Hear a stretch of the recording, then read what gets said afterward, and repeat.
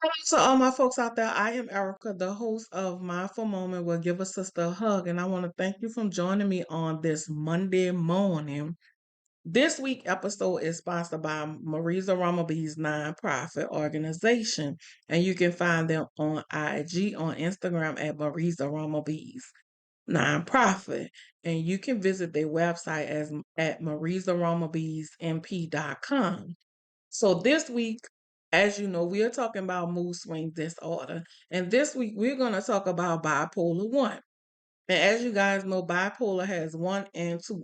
But this week we're going to talk about bipolar 1. So let's go ahead and get into it. And I'm going to share my screen because, like I tell you all the time, we have some people that wants to see what I'm talking about. And I want you to see what I'm talking about so that if it's any information that you need to jot down for someone, that's fine. So we're going to share. So as you see on our stream, our pretty logo that say mindful moment, give a sister a hug. So we're gonna jump right into it. What is bipolar? Bipolar is known as manic disorder illness, which is a mood swing. Episodes can vary from day to week based on the highs and the lows of the person. Bipolar can be completely symptom free. So what that's saying is they can have their episodes vary from day to weeks. It depends on whether they having highs or lows or what's going on in their life. And some of them show no symptoms, so that means they're symptomatic free. So with someone with bipolar, you have to be very, very careful and watch them very closely. So people that suffer with bipolar is 1% of the global population has bipolar. Men to women ratio is 1 to 1. So that means 1% of the population can have bipolar, and is men to women's the ratio is 1 to 1. Average age on onset for bipolar is 20 to 25. So that means we need to pay real close attention to our loved ones and our friends because you just never know. Because as they say, people with bipolar 1 symptom free. So some of the symptoms that people with bipolar have now, the symptoms of manic episodes, they elevated mood swing, self-esteem, inflexible self-esteem, and reduced needs and desire for sleeping. That's the manic side of it. The symptom for the depression episode is low moods, sadness, anxiety, reduced energy, they're tired, and their thoughts of suicide.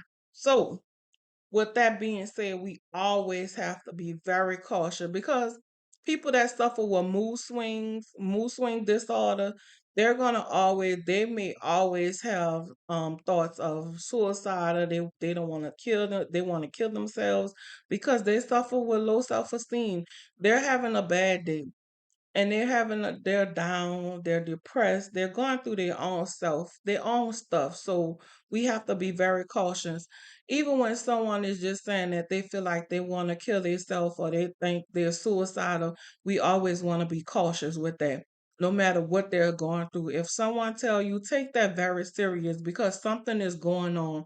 So that is another sign. We always want to watch out for when someone said they're, thinking suicidal. We want to make sure we own it, check in with that person and make sure they're really serious about it. And if they're serious about it, we need to get them some help. So diagnosed for bipolar 1 disorder. Diagnosing someone with bipolar, it has to be a licensed mental health professional to diagnose someone with bipolar, as we see here. But the local doctors or PCP can do medical testing first to make sure the symptoms are not due to a physical illness. So we have to always make sure we check what's going on if we have physical illness going on or whatever it is. And then once your doctor or your PC check you out, and if that's what it is, then we start seeking the mental health professional. That will be the person that can diagnose you or your loved one or someone you know with bipolar 1. So, as we said, with all Well, all mental health illness, it can be treatable. And guess what? We can live with it. You have people that live with bipolar 1 and bipolar 2. So the treatments are talk therapy. They may have to be admitted into a facility to get treated. Medicine, medicine helps. Now we have a lot of people that don't like medicine.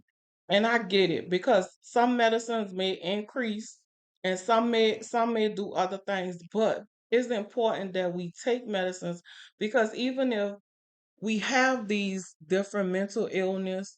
Medicine sometimes help you soothe it and to think clearly. Because at all times, even with any mental illness, we want to be in a place of thinking clearly and not just randomly off doing things. So medicine is always good.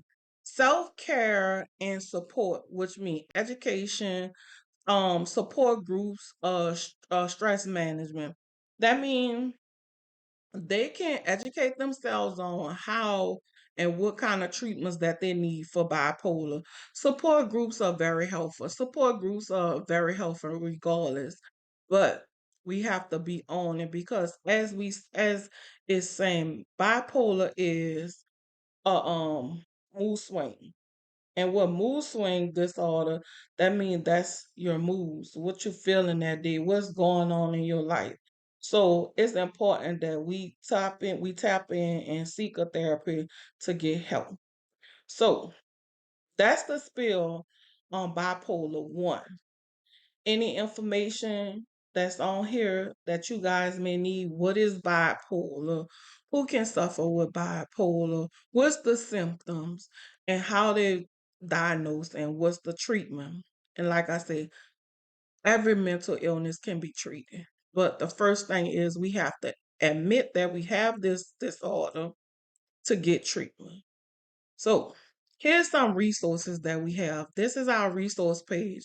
Like we said, Marie's the Rama Bees is the sponsor of this week episode. We have the suicide prevention hotline.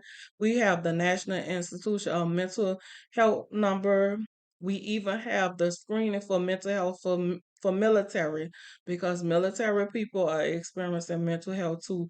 We have the Veterans Crisis Line, 911 if we have any of our teenagers or adolescents, call or text 988. You know, our teenagers love the text, so texting is very important. Chat.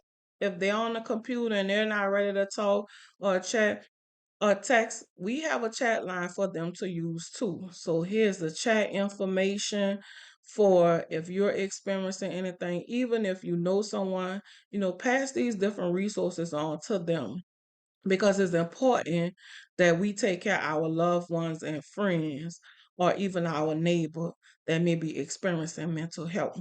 So I want to thank you guys for coming on today and sharing with me and learning about these different mental illness because it's important that we get this information and we help our loved ones or friends or neighbors. So, as I say all the time, I'm not a professional, but I'm here to bring awareness to mental illness. So, happy Monday, and I hope you guys enjoy. And I thank you again for all of the love and support.